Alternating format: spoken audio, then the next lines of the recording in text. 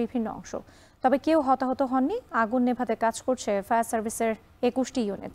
আমাদের সহকর্মী ফয়সাল করিম আছেন সেখানে, আমরা যুক্ত হচ্ছি তার সঙ্গে। ফয়সাল, আগুনের ভয়াবহতা কিছুটা কমেছে কিনা এখন অবধি?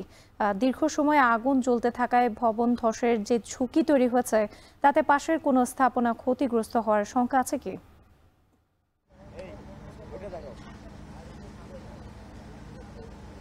আমরা আগের বুলেটিনে যেমনটি দেখাচ্ছিলাম যে ভবনের দক্ষিণ এবং পশ্চিম পাশে আগুনের তীব্রতা কিছুটা কমে এসেছে। এখন ১ ঘন্টা পরে আমরা দেখছি পরিস্থিতি আরও উন্নতি হয়েছে।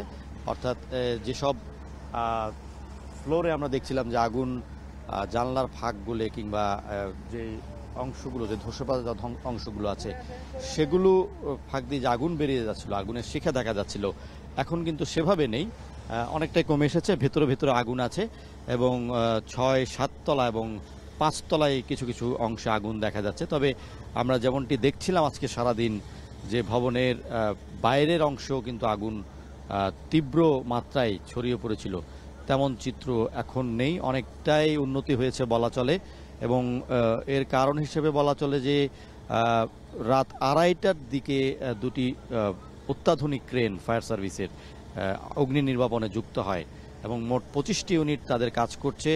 এবং এই ক্রেনগুলোর কারণে আমি যেটি দেখছি যে আসলে ক্রেনগুলোর কারণে তারা ভবনের অনেক অংশে যেখানে আসলে আগুন পানি পৌঁছতে পারছিল না, তেমন জায়গায় কিন্তু তারা গিয়ে গিয়ে পানি দিতে পারছে এবং যে কারণে আমরা দেখছি যে ভবনের এই অংশ, অর্থাৎ যতটুকু আমরা দেখতে পাচ্ছি সেই অংশগুলোতে আগুন উল্লেখযোগ্য হারে কমে এসেছে।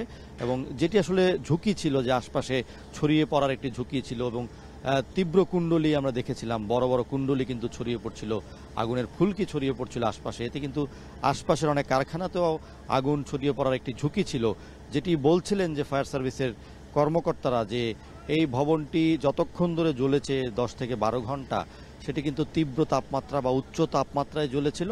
৮০০ থেকে ১০০০ ডিগ্রি সেলসিয়াসে এই তাপমাত্রা কিন্তু এই ধরনের একটি অবকাঠামোর জন্য অনেক বেশি বিপজ্জনক, যে কারণে এই পুরো ভবনটি ধসে পড়ার একটি ঝুঁকি ছিল, আশপাশে আগুন ছড়িয়ে পড়ার ঝুঁকি ছিল। এবং তিনি বলেছেন যে আশপাশে একটি রঙের কারখানা আছে, যেটিতে যদি আগুন লাগতো তাহলে এই আগুনের ভয়াবহতা আরও মারাত্মক রূপ নিত, যেটি আসলে ফায়ার সার্ভিস কর্মীদের নিরলস প্রচেষ্টা এবং অন্যান্য যারা বাহিনী আছেন তাদের নিরলস প্রচেষ্টার কারণে তেমন কোনো বড় ঝুঁকি বা বড় ঘটনা আমরা দেখিনি। যেটি দেখছি যে আসলে একটি উল্লেখযোগ্য পরিবর্তন হয়েছে দৃশ্যপটে এবং আগুনের ঝুঁকি অনেকটাই কমে এসেছে, যদিও পুরোপুরি নিয়ন্ত্রণে এখনও আনা যায়নি এবং পুরোপুরি নিয়ন্ত্রণ আরও সময় লাগবে বলছেন ফায়ার সার্ভিসের কর্মীরা।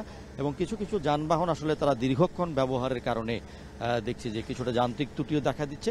তবে এখানে পাশে একটি পুকুর থাকার কারণে ফায়ার সার্ভিস কর্মীদের পানির জন্য যেই চ্যালেঞ্জ সেটি কিন্তু দূর হয়েছে। তবে যেহেতু পুরো ভবনটিতে অনেক রাসায়নিক ছিল, দাহ্য পদার্থ ছিল, বিশেষ করে এই ভবনের একটি উল্লেখযোগ্য অংশ ছিল মেডিকেল ইকুইপমেন্টের ওয়্যার হাউস, যেখানে আসলে প্রচুর রাসায়নিক ছিল যেগুলো কিন্তু আগুনের জন্য উপযোগী।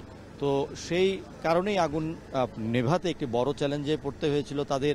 এবং ভবনের নিচতলায় আসলে আমরা দেখছি যে এখনও কিন্তু আগুনের লেলিহান শিখা জ্বলছে। তবে উপরের যে ভয়াবহতা সেটি অনেকটাই কমে এসেছে। তবে এই পুরো এলাকায় আজকে এই আগুনের কারণে আমরা যেটি দেখছি যে আগুনের কারণে যে কুণ্ডলী বা যেই আশপাশের যে বায়ুমণ্ডল সেটি কিন্তু ব্যাপকভাবে ক্ষতিগ্রস্ত হয়েছে। প্রচুর পরিমাণে কার্বন মনোক্সাইড গ্যাস ছড়িয়ে পড়েছে, যে কারণে আমরাও সেটি কিছুটা অনুভব করেছি। আমরা এখানে শ্বাস প্রশ্বাসের ক্ষেত্রে কিছুটা প্রতিবন্ধকতা অনুভব করেছি, যেটি কিন্তু আশপাশে ছড়িয়ে পড়েছে।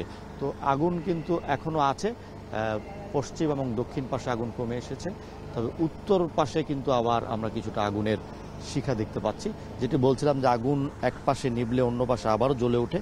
তো তেমনটি আসলে আশা করছেন যে যারা ফায়ার সার্ভিসের কর্মকর্তা আছেন, তেমনটি হবে না, যেহেতু তারা অত্যাধুনিক ক্রেন ব্যবহার করছেন এবং দীর্ঘক্ষণ এখানে পানি দিচ্ছেন।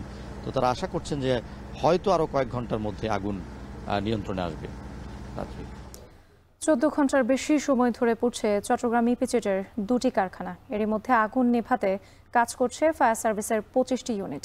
সেখানকার সবশেষ পরিস্থিতি জানাতে আমাদের সঙ্গে যুক্ত ছিলেন ফয়সাল করিম।